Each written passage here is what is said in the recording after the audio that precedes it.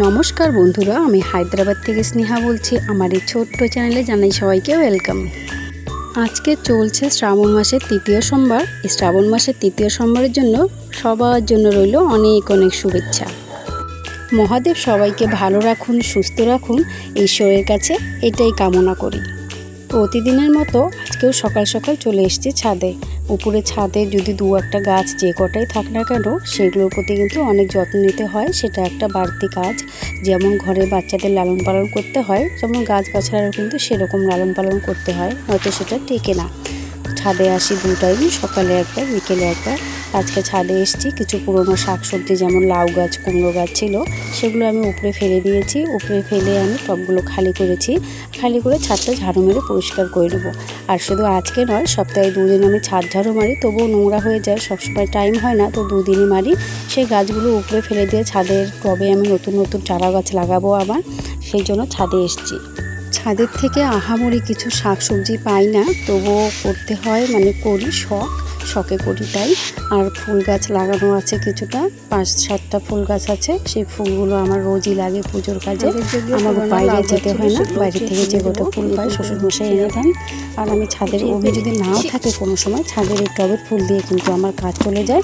এই জন্য ছাদের গাছগুলোকে আমি এতই যত্ন করি। পুরনো লাউ গাছটা তুলে ফেলে দিচ্ছি, কারণ এর থেকে শাক খেয়েছি, লাউ তো পাইনি। আর লাউ পাবো কোত্থেকে, কারণ বাঁদরের যা অত্যাচার, লাউ পাওয়ার কোনো উপায় নেই। কোনো শাক সবজি এখন করা মুশকিল, অনেক সময় শাকও নষ্ট করে যায়। যাই হোক, লাউ না পাই নাই, কিন্তু শাকটা তো খেতে পারি, এর জন্যই কিন্তু আমি লাউ গাছ লাগাই।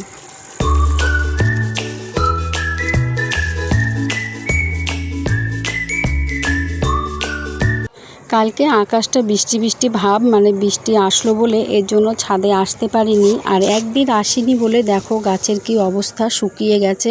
একটা ফল হয়েছে, সে ফলটাও কিন্তু শুকনো শুকনো হয়ে গেছে, মাটিতে একদম মনে হয় জল নেই। তো এখানকার ওয়েদার এরকমই, একটুখানি রোদ হলে যা অবস্থা, ঘরের থেকে বের হওয়া যায় না।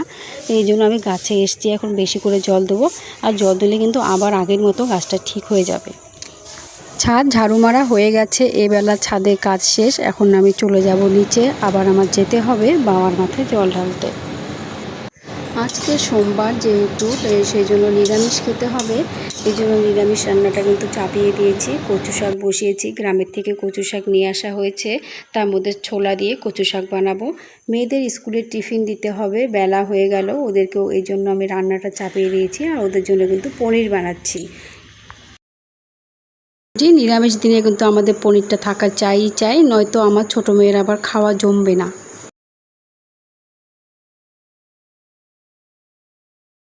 রান্না প্রায় শেষের দিকে হয়ে আসলো, আর ঝটপট করে রান্নাটা করছি, কারণ ওদিকে আবার টাইম হয়ে গেল।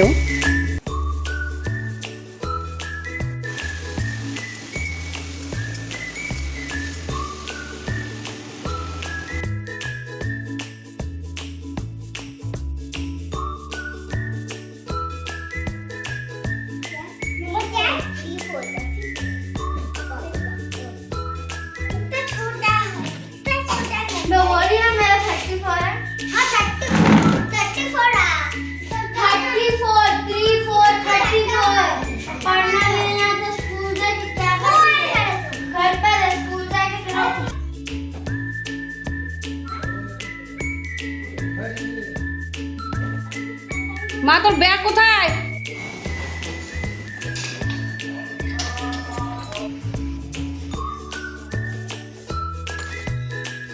সবাই মিলে কিন্তু বেরিয়ে পড়েছি বাবার মাথায় জল ঢালতে। তো এখন আমরা রাস্তায় আছি, মন্দিরের বেশ কিছুটা দূরে।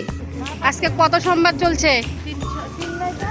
শ্রাবণ মাসের এটা তৃতীয় সোমবার চলছে। আর বাবার আশীর্বাদে কিন্তু আমরা এই 3টা সোমবারই জল ঢালতে পেরেছি। ফুল নিয়ে আসলে লোকের ভিডিও করলাম কি।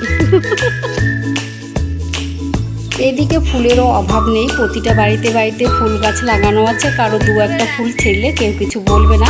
শাশুড়ি মা ফুল তুলতে গেছিলো পঞ্চমুখী জবা দেখে, তো আমি একটু মজা করলাম আর কি।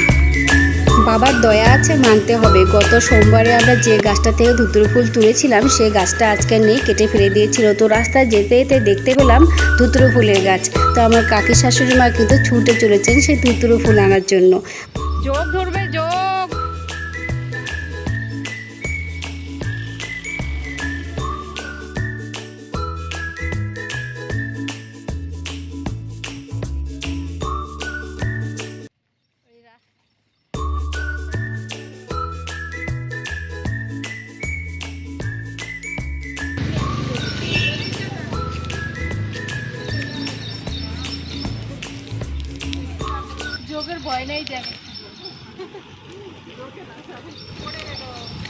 যোগ ধরবে যোগ।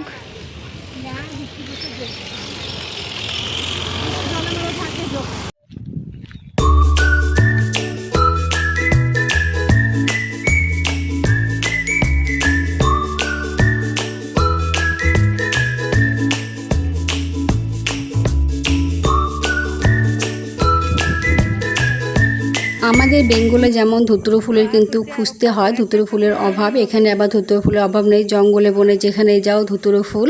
তো যেখানে প্রথমে গাছ ছিল সেখানে 1-2টো গাছ ছিল, আর এখানে যেখানে যাচ্ছে গাছই গাছ।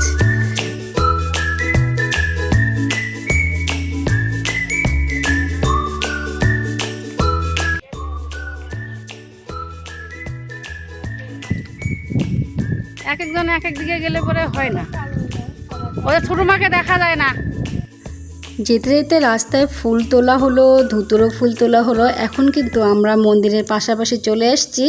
এখন কিছু উঠোতে যাব না, আর এখানে কিছু পাওয়া যাবে না।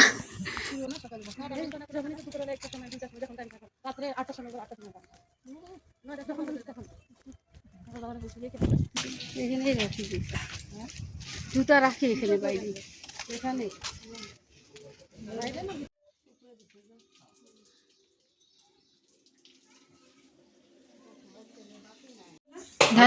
আপনারা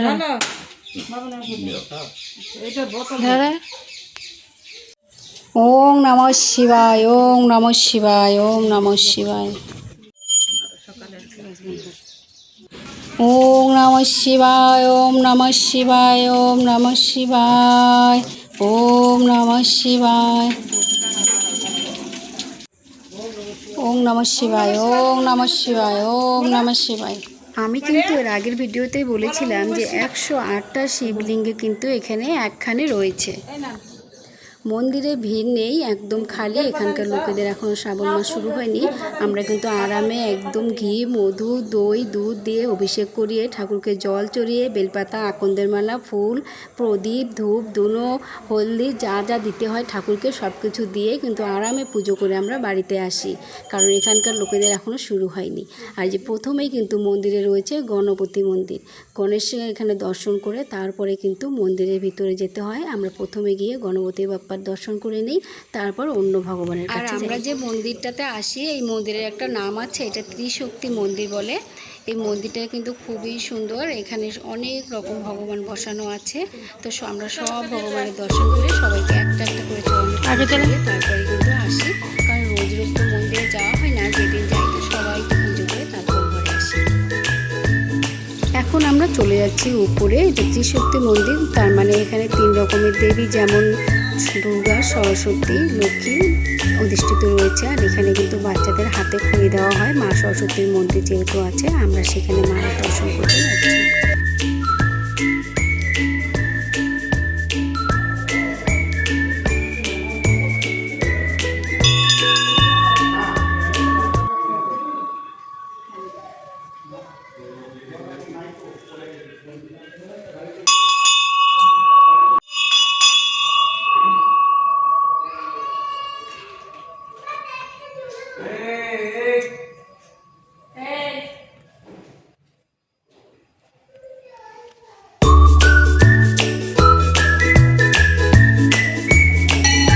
মন্দিরের এরিয়াটা কিন্তু অনেক বড়, নিচে যতটা উপরেও ঠিক ততটাই। আর মন্দিরটাও দেখতে খুবই সুন্দর।